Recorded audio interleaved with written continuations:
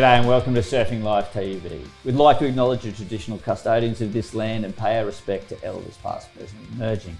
I'm Ray from Surfing Live, and this episode we have the legendary journalist, surf journalist and author Phil Jarratt and exquisite surf photographer Chris Peel. Gentlemen, thanks for joining us. Thanks for having us. Pleasure to be here. Yeah, we're lovely Noosa. We're on location for the Noosa Surf Festival. Yeah, Phil, you fired this up a few years ago. Quite a few years ago, actually. The festival is celebrating its 30th anniversary this year. Wow! So it actually dates back to 1992, which predates my involvement. Although I'd just come to Noosa in 1990 and just started riding a longboard again for the first time in about 20 years. What'd you go and do that for? Because I was getting older, and to be honest, through the 80s, I hadn't surfed up that much. I had an executive career in magazines and stuff in Sydney, and I just didn't have the opportunity to surf as much as I liked. So it was kind of good to get back on something with a bit of volume. And they can be fun, I have to admit. And I immediately got hooked on longboarding and started to develop an interest in this thing called the Noosa Malibu Classic. Yes. And we had a family publishing company here in Noosa. We published a variety of magazines, but the main one was called Noosa Blue. Right. And it was the first lifestyle magazine in the town. And haven't they gone through the roof now? What have you done? Started that trend off? Yeah, well, I mean, I can't claim to have started the trend globally, but I certainly started it in Noosa. And it was a very successful publication that we kept going for about a decade. But we became sponsors of the Noosa Malibu Classic. And through that, over a period of years, I got more and more involved. And a guy called John Lee, his son Jai Lee, went on to become a very famous nose rider. At one stage, definitely the best nose rider in the world. There you go. And Johnny Lee approached me about helping him put together a professional event, which we did in 96. I think was the first full pro event. Excellent. Within the Noosa Malibu Classic. And from that idea, along with my then business partner John Brazen, who's now Pacific Longboarder editor, correct, we put together the concept of a surf festival, loosely based on the Biarritz Surf Festival. Yeah, right. Which at that time was the home the home of world longboarding. Yeah. Every year in Biarritz, it was just a week-long party. And surfing feels that like that here, I have to tell you. And they paid homage to the Hawaiians over there, which was kind of strange for Frenchmen to go crazy about Hawaii, but they really did. And I really if you think about the name of the first Peruvian surf club was Waikiki. Club Waikiki. Yeah, exactly. So everyone sort of paid a lot of homage to the Hawaiians, and rightly so. Well, this is a bit of a sidebar, but the guy who started the Club Waikiki in Miraflores actually also started the Club Waikiki in 1960 in Biarritz, France. There you go. So he kind of took that culture across the ocean.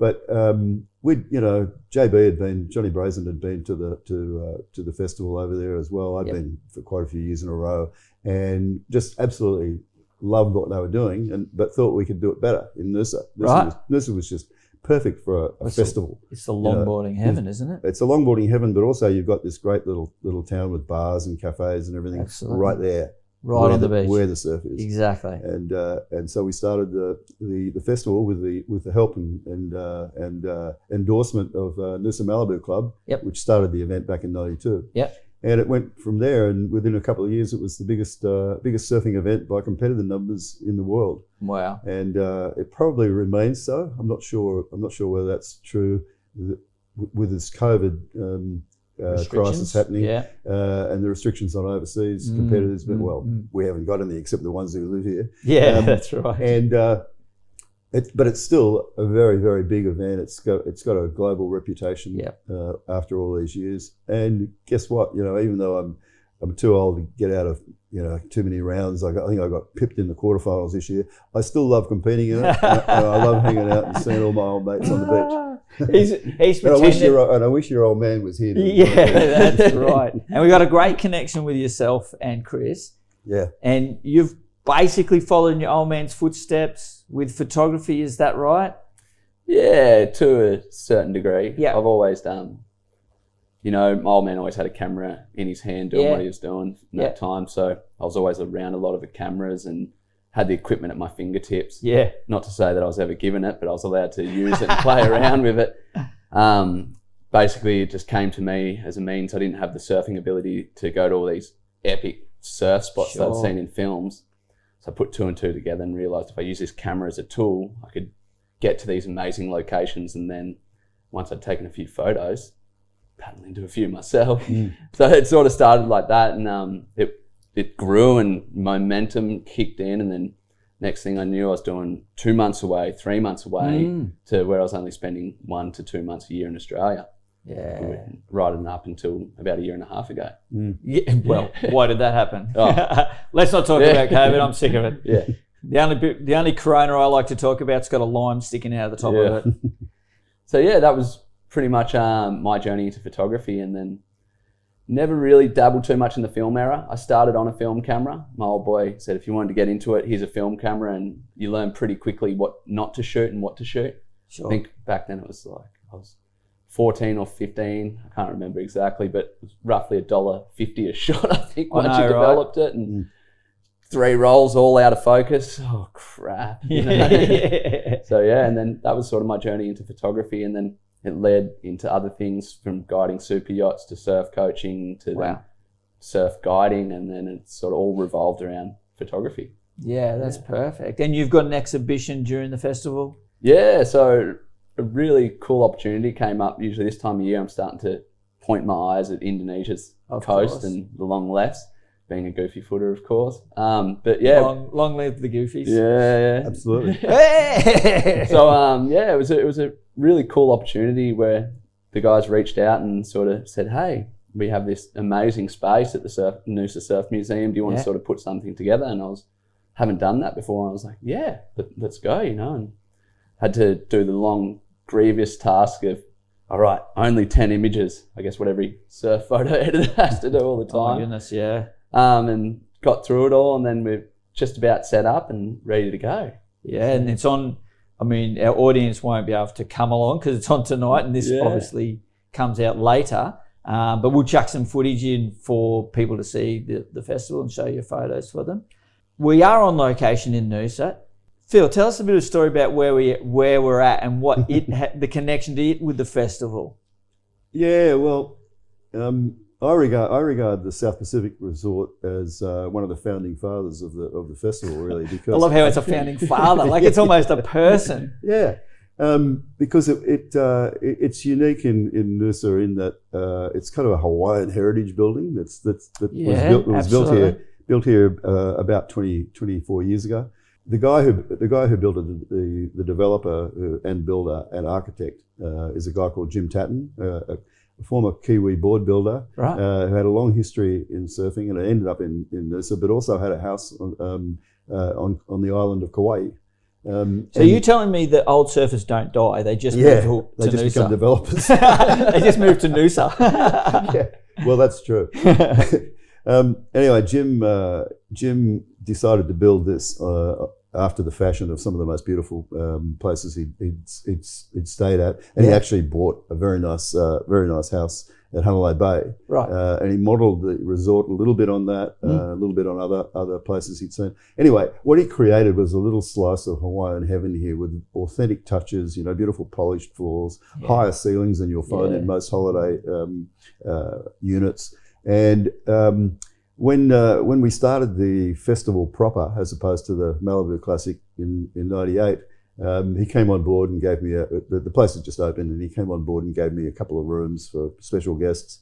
One of whom was Greg Knoll, the bull, and Greg just went crazy about the place. He just loved everything about it. The gardens, the beautiful tropical gardens, and the buildings, amazing. And so on. He went back and told everybody. Yeah. So the following year, in '99, we had the Double Greg Knoll Legends Classic. And the old guys came from everywhere out of the woodwork, and they just hung around when they weren't in the surf. And they made a few trips up to Double Island Point, cool, along the beach, and loved the adventure of that. and actually got in the water. There were a few of them were a bit like Greg were a bit past it, but they all got out and had a splash at DI. There you go. And they just loved being here. Yeah. That year, 99, we actually funded quite a few people to come, like Buffalo Keolana and his family. Wow. And because we had a bit of sponsorship money that year. Yep. And we threw it around, and we brought a very large Hawaiian contingent, all of whom stayed here. And the word spread from there. And in subsequent years, the Hawaiians were always booking here. And see, you know what we call that? Real social media. Yeah, absolutely. yeah. Anyway, the place just helped us grow the event when it was just growing exponentially. You know, when it went from that transition from a little local regional event to the biggest surfing event in the world. Yeah. This building actually played a big part in that. Wow. Yeah. Now let's move into some of the stuff. Now, I've got some. You've brought these in for us. If I had remembered, I would have brought them because I have most of these. And so you're... This is a very random collection because although I'm staying, we have an apartment here at South Pacific, which I love dearly, but we live on the river, and we have a nice place there which is being renovated. Yeah. And I risked my life for this show. You know, this morning very early, I had to get into my home office to my bookcase to plunder a few books to show you. And I almost fell off this very, very thin edge of my desk that I had to kind of crawl across, holding the ceiling. It's all that walking the plank skills that you've got over the last decade or so. I felt a bit like a pirate, I'll tell you. I meant walking your Malibu plank. Oh, that. No, I shuffle. Yeah. No, I'm a true walker. You're a true walker. I can't stand shufflers. I'm not even close to a walker. I'm a shuffler. I only get on my mal when it's knee high and I can't actually do a turn on a shorty. The key is if you started with longboards, then you learnt to walk the board. Well, absolutely. And it never completely goes away. Yeah. I think that's why. I mean, if you're old enough, you'll walk, not shuffle. Well, I'm going to claim I'm not that old. I started with longboard. I always walked. Do you walk? Yeah, I think I can remember maybe transitioning from shuffling to walking. Yeah. And it was so much easier once you went to walking. Yeah. Of course. Not that I walk gracefully, but you got to remember one foot goes down front. I bet you look like a cat. It's like watching Julian Wilson when he rolls out on the point. Like the guy's got a career in longboarding after shortboarding for sure. He's so graceful on the board. Yeah, well, he had a career in longboarding before shortboarding. Yeah. Yes, that's right. He grew up here on surfing First Point. Absolutely. And he was the best junior on the beach. Yeah. Joyce would have taken out a few Noosa Festival surfings, wouldn't he? Oh, yeah. Yeah. I remember. So back from the longboarding to the books. I just want to say you're going to stop me here? Okay. Yeah. Do you mind? I just want to say one more thing about the longboard shortboard thing. You know, have you ever seen Kelly Slater on a longboard? I will tell you a funny little Kelly Slater on a longboard story. It would have been about 95. He was on tour on 95, wasn't he? Yep, 95. That'd be about right. I went down to Snapper to watch the event, and his competitor, he didn't turn up. Mm-hmm. So Kelly had to go in, get in the water, and it ended up being just a bit of a exhibition for Kelly, and he was still ripping. I was there that day. Wayne Dean was on water patrol, and he got a couple of waves with him. Yeah, he was on water patrol. Yeah. So then Kelly swapped with Deanie board. So Kelly jumped on Deanie's mal, and Wayne jumped on Kelly's board, and then they traded boards that way, and it was quite fun. Yeah. Well, I had to surf one day at restaurants in Tavarua with Kelly on a longboard. Yep. Yeah. How's he go? He was fantastic. Yeah, his brother does all right too. Yeah. Stephen was he was a great longboarder, but I mean Kelly just had that that ability to jump on anything and look so graceful. Yeah, absolutely. Yeah. Anyway, that's an aside. Books, yeah. Now read it, love it. Still got a couple of pages in. I think it's going to be a great story. But when your books pile, he got a couple of pages in and he was bored. No. Got a couple of pages in and I just went, I've got to pile this high, and I'm coming back to it though. You've got a few more here. Look, I mean, goodness. Kelly Slater, For the Love, absolute classic. Surfing Australia, Complete History, classic. And I've heard this is the best. The best what? The best of my books? Surf Biography out there.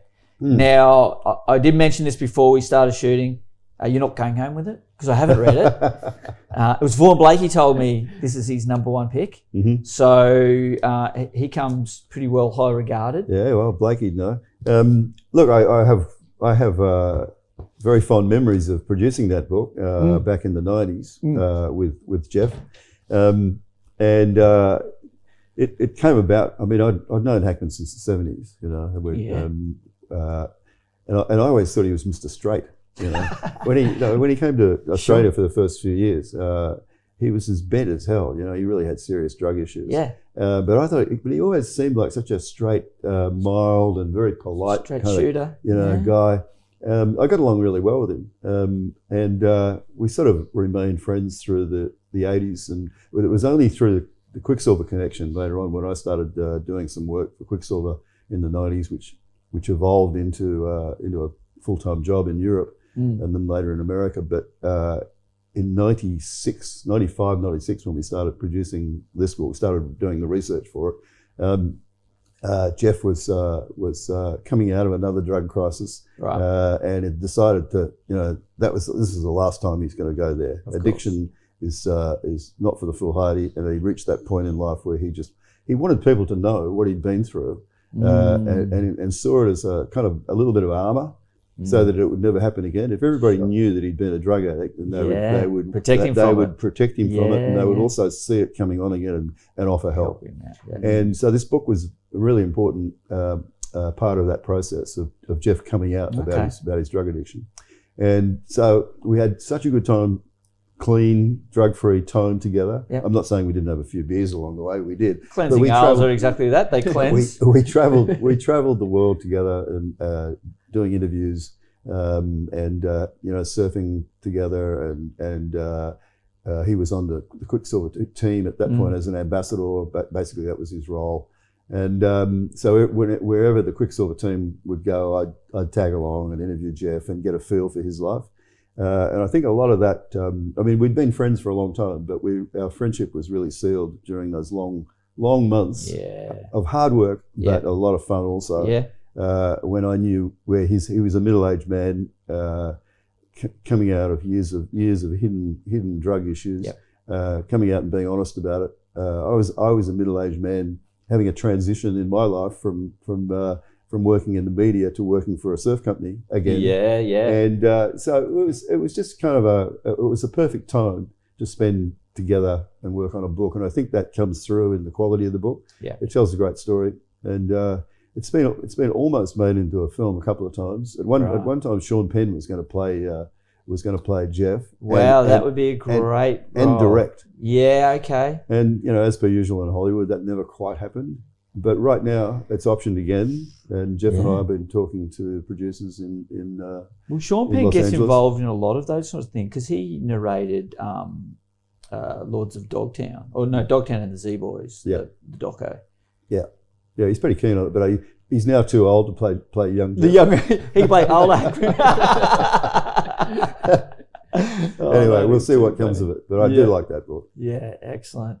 Now, lads, I was talking to you earlier about crazy story. Have you got anything that where you've paddled out too deep, too far, too big, got caught? Any stories like that, Peely? Oh, I've got a couple. I've got one, I guess, not surfing, but surf related. Yep. We're on location somewhere in the South Pacific. I won't go into too much detail, but anyway, there was a volcano which is still active. It's a really good hint for everyone. And get your Google Earth out. Oh yeah, you'll know it if you know it. But I decided I was going to walk up to the top to get a beautiful line-up shot of the area we were in, and I got up to the top, and God, it looked small, but it was the longest walk ever. And I've gotten up there, and the ground started getting freaking hot, and it started rumbling, and then I've shot a couple off and then come down, and as I've come down, she's actually started puffing a bit of smoke. Wow. She never went off.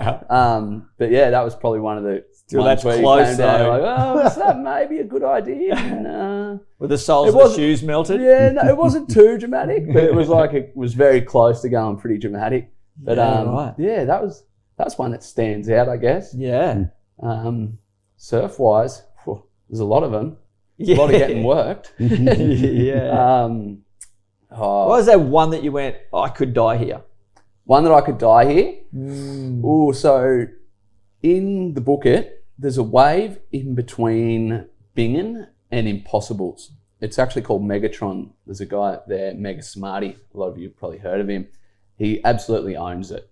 It needs a very particular swell, right big high tide, and it's basically a closeout onto knee-deep reef. Yeah, but you get the right one, it's perfect.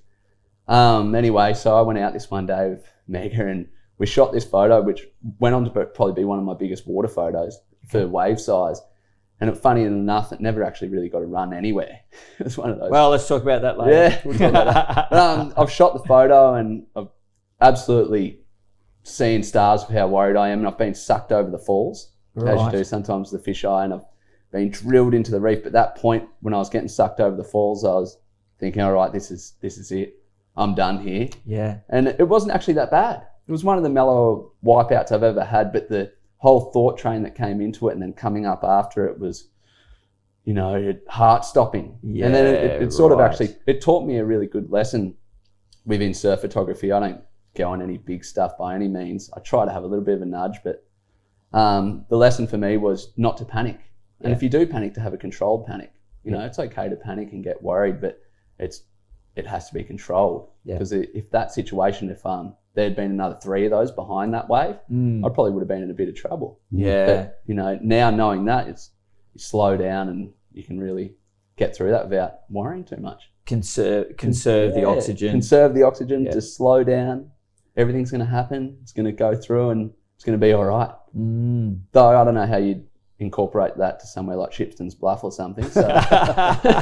It's deep water though, like in the channel there. But when you're talking about close out onto knee-deep reef, there's no deep water. Oh, there's just no escape. You know what I mean? So you're probably not going to necessarily drown. You're just going to get roughed up a bit. Yeah, but there's Same a lot of unless water moving behind them. You're doing neck injuries, back injuries. Yeah.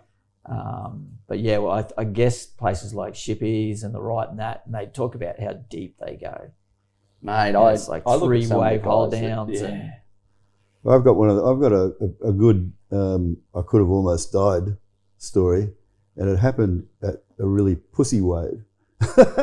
No such thing. There is no. See, that's what people say. They go, "Oh, it was only a 2-foot day. I can't believe I got worked that hard." Look at the size of a wave, and then you look at a front row footballer, and they can demolish you. So what's that wave going to do? Because it's a lot bigger, even at 2 foot. So this was considerably bigger than 2 foot. There you go. Don't Hawaiian. Yeah. It was at Chungu. It was a day that was too big for old man's. And Rusty Miller and I were out there on longboards. My good old mate Rusty Miller, who's even older than I am, and still a great surfer. Yep. We were out riding longboards at the old man's break, and it was too big for it. We were trying to pick off between the setters, like which were runners, but there weren't very many of them. And then a young Californian longboarder who we both knew paddled past us, and he said, "Look at the bommy out there." And we followed him out. I hadn't even really noticed it because the tide was starting to drop, and the bommy out the front of Echo Beach was starting to really pump. Yeah. It was big. Yeah. It was big for there. It was, I'm saying 8 to 10 foot. Yep.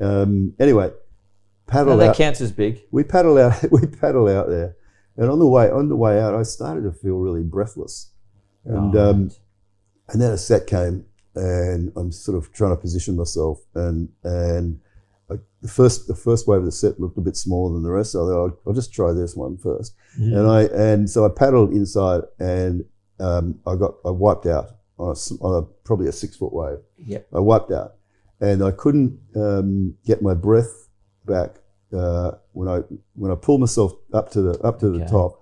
I couldn't get my breath back fully in time before the bigger wave hit me. So I dived, and then I came back, and the third wave of the set nailed me again. But I did get a breath in that time. But by the time the set had passed, I was in all kinds of trouble with my breathing facility. I couldn't get lungs full of air again. I staggered over and draped myself over the longboard, and I was so weak that I let the force of the next set just pushed me in over the reef, and ended up on the beach, just lying next to my boy, wondering what was going on. Anyway, long story short, I'd had a heart attack. Stop it. Well, that really could have killed you, and you didn't even have to be in the water. It was 2014, September 2014, and I was in Bali launching my Bali book at the October 2014. I was launching the Bali book at the Ubud Writers Festival. Yeah. So and if anyone if you love Bali and you haven't read that book, do yourself a favour. Bali Heaven and Hell. All Bali Heaven and Hell. Amazing. Yeah. Anyway, I was. I got over that thing. I thought I had some sort of virus or anything.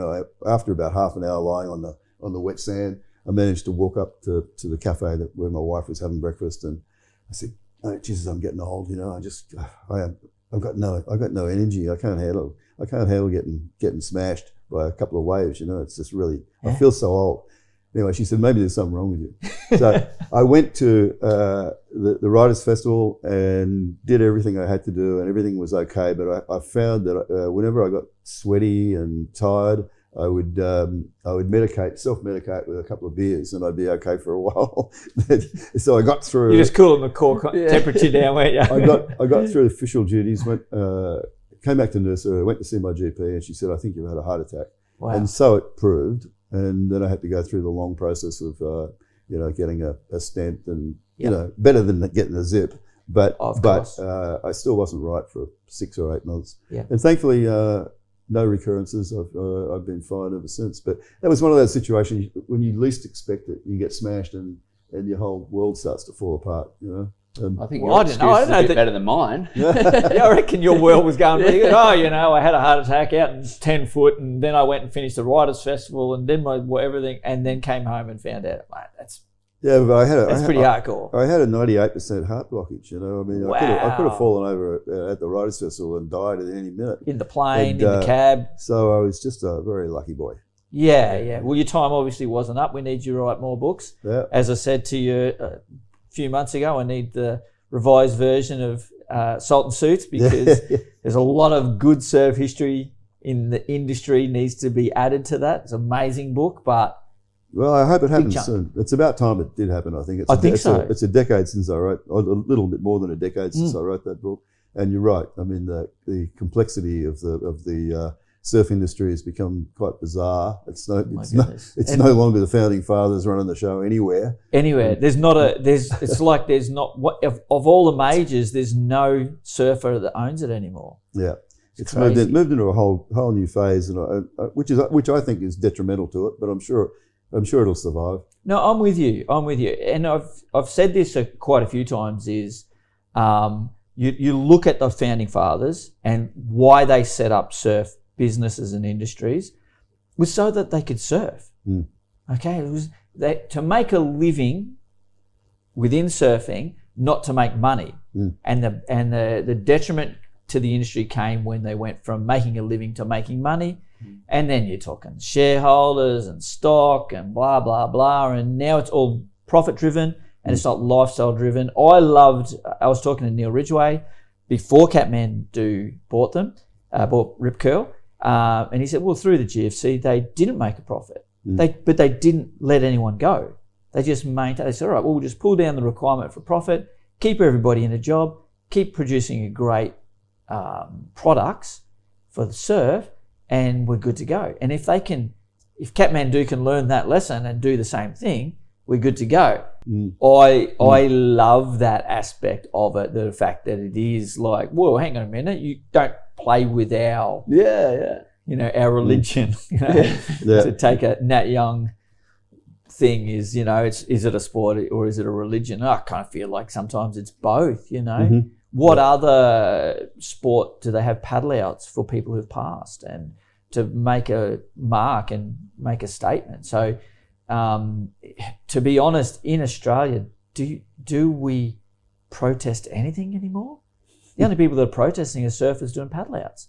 And Black Lives Matter. And there's a bunch of Black Lives Matter stuff, and I'm all for the Indigenous movement. My wife is Indigenous, and I think we need to have a good look at that in Australia.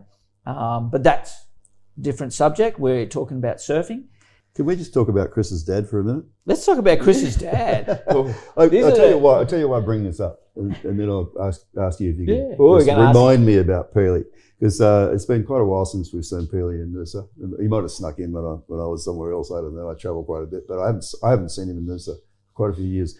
Back in the 90s, he was publishing a magazine here, and so was I, and we had a lot of good times, a lot of healthy rivalry. And I'm just really pleased to see you continuing that dynasty. I was in Sydney at a function at the Harbour Hotel during the Narrabeen Pro a few weeks back, and Justin Crawford was at the hotel setting up a beautiful exhibition of his dad's work. And it looked fantastic in the hotel, and Justin Wright spoke a little bit about Peter Crawford's work. And Peter was a great mate of mine too, and unfortunately passed many years ago now.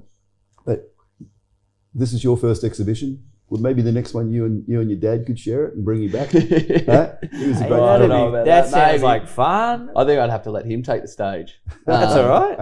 Yeah, no, it would be something that'd be awesome to look to. I always try and, he's got, obviously his time is more in the film era. Yeah. So a lot of his stuff is in slides, in storage sheds, on trannies and all sorts of things. But every now and then I sort of send him photos and he goes, oh, it's kind of average of a lineup, say somewhere Broken Head or something. And then I go, well, what do you got? He goes, give me a couple of days. And I get a tranny scan back to me. I'm like, far out, anywhere he hasn't been. So that's been my biggest sort of problem with him. I think our biggest rivalry is trying to get to a location he hasn't bloody shot. I love that you've got a rivalry with your old man. Is it a healthy rivalry? Yeah, it's great. See, that's amazing. He very rarely tells me a shot is good. If he tells me one's good, it's got to be absolutely killer. Yeah. I'm like, well, he's up a bit, and he's like, well, do you want the truth, or what? Take it with a grain of salt. And I was in the South Pacific for 5.5 years. And there was still waves that I went to that I thought he'd never go. He still has a better lineup shot of it than me. That's crazy. The anger, not the anger, the angst, the drive, the rivalry, the drive to want to keep doing it. I mean, it's definitely played a part in it. But yeah, it'd be awesome to have an exhibition with him and go side by side. God, it'd be neck and neck. It'd be fun. Yeah, that sounds like a really great exhibition. And look, if you don't have someone pushing you to keep being better, you plateau. Do you know what I mean? If you've got to have something to reach for, and no better than your old man. You know what I mean? Because you go, well, if he did it, I can do it.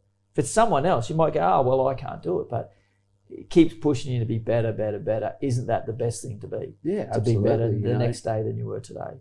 I think, especially from the photographer's point of view, for me, judging your own work is always a very difficult thing. You go, it looks kind of like, I know it's a good one, but how good is it? And, to have someone where you can flick them the image and get an honest opinion, and to actually take it and not be hurt when he says, your sensor's got a bit of dirt on it. And that's what it comes down to, because you should have cleaned it. Especially in today's photography, because cameras are so good now. Majority of people can pick up a camera and take a good shot. So that fine line between professional and every other person, I think, comes down to small things, like a dust on your sensor or traveling to that extra remote location. So it's a very fine line now. I think so. Well, I do though, hear what you say about anyone can pick up a camera. Obviously, we get hundreds of photos submitted to us at Surfing Life. And I still think there's a big gap between the professionals and the give it a go person. And what they think is a great photo, I'm like, well, you know what? When I work with work with yourself and work with Shieldsy and Jolly and Ted and all those guys, I actually find there's a big jump. Respondec, Ord, all of those guys have a big gap from their work to the punter. I think where it comes in though, and where a little rivalry comes, maybe where digital was the biggest killer to a lot of surf photography, was you get your average punter who has his top of the line camera of 50 frames a second or whatever, and he's happy to have he's shooting for a surf tan. He goes, well, you can have that for free. Yep. And that's sort of where it changes a bit. Absolutely. Well, but we don't work with those guys. No, absolutely not. And that's what I keep saying to a lot of our photographers. They're like, oh yeah, there's a cyclone swell at Kira Point, and there's 100 lenses poking towards the lineup, and they're like, oh, and they're all worried that they're gonna, lose out. And I'm like, guys, none of them have a relationship with me. You do. You send me the photos. I go, yeah, that's a great photo. And that's all part of the photography, right? Like Absolutely. The networking, and Peely, a couple of good sayings he has told me was cameras are like surfboards. You still need to know how to surf. Yeah, exactly. And then there was someone in Hawaii, I can't remember who it was. Peely was saying to him, he got this crazy shot at Pipe, and he came in and said, maybe it was Hank Photo or one of those guys. He said to him, I did it. I just got the best shot ever. Like sucked in. You didn't get any shots out there today. And he said to him, yeah, right. What are you going to do with it now? Exactly. And that comes down to you collects digital dust. Exactly. Yeah. So really cool aspects. I prefer work. I know that if I work with professional photographers, I'm guaranteed. That's the difference. Someone might fluke it. It's like me when I go for a surf. I might fluke a cracking wave, but I can't paddle out for a 30-minute heat and get amazing waves. Trust me, I try every time in board riders. And Can I tell you the story about how I slammed Peter Crawford's please. shutter finger in the car door? That's the only finger he couldn't needs. take pictures. We were the money maker. We'd been surfing on the Gold Coast and then Noosa during a cyclone swell, but we were in a combi heading north, and we were actually on assignment for Playboy magazine. We were. Well, of course you were. We'd been told to go and find the communes of the East Coast. Yep. And so basically we're heading up to Cairns. But because there was so much surf happening in southeast Queensland, we were taking our time getting there. And I remember that I was having a sleep in the back, and Peter was driving, and suddenly I got woken up because we're on this horrible dirt road, just clattering along, going up over hills and everything. It was just the worst dirt road, huge holes in it. It was just ridiculous. And I said, where are we? This is not the Bruce Highway. Where are you taking me? We're supposed to go to Cairns. He said, we're going to the secret spot, and it's called Agnes Water, and nobody knows about it. And this is in 76, 77. Would have been a secret spot. And well, it wasn't quite a secret spot, but certainly I didn't know about it. Okay. But Peter had never been there, but he'd heard about it. Yeah. Anyway, it took us about 3.5 hours to get from the highway at Miriam Vale all on the dirt road. We got in there and we parked down on the edge of the campground where there were a couple of little fisherman shacks you could rent for $1 a night. Wow. And we're looking out at this beautiful little point wave, right-hand point break, no one out, and it was about 3 foot, maybe the odd 4 foot set. Nice. And it was late afternoon. There were peacocks roaming around on the lawn and everything. We were so excited, and we're getting all the stuff out of the back and of the combi. No. And I said, "You ready to go?" And I just slammed the sliding door, and he had his finger caught in it. And guess what? We were there 3 days. We surfed. We saw he could still surf. Yeah. But he didn't take a picture. Yeah. So I might have staved off the popularising of Agnes Water by a few years by slamming pieces. Because there's no photos of it. A little strategic slam there. But he didn't quite see it that way at the time. Oh, that is hilarious. Well, lads, I hate to cut it off. We could talk forever. I love this kind of stuff. We've got some gifts for you though. We need supporters and sponsors of shows like this, and they give us some stuff. So we only came here for the gift. Exactly. You didn't even know about me yet. Here's a horizontal board rack holder from Narwhal. They're amazing. If you got a special board that you want to put up on the wall, they're amazing. Thank you. Surf paints. Go paint your next sled up. Oh, I'll have to get out the creative side. Get creative. That's for you as well. Our partners at Pure Scotch Whiskey. I don't know whether you drink Scotch, do you? Who doesn't drink Scotch? Of course you do. There's a bottle for you there. How's it taste, Phil? Do you want to have a sip? Crack it out straight away. Beautiful. And we've got a lovely watch from Wear It, Surf Watches. These are beautiful little, they hook into the magic seaweed and it's going to track me to my surf locations. They get you. No, it doesn't do that, but it tells you the surf height and directions. And there's one for you too. Gorgeous. So guys, we are lucky thanks boys. for coming in. Appreciate all the yarns. And guys, thanks for joining us, and tune in again next time.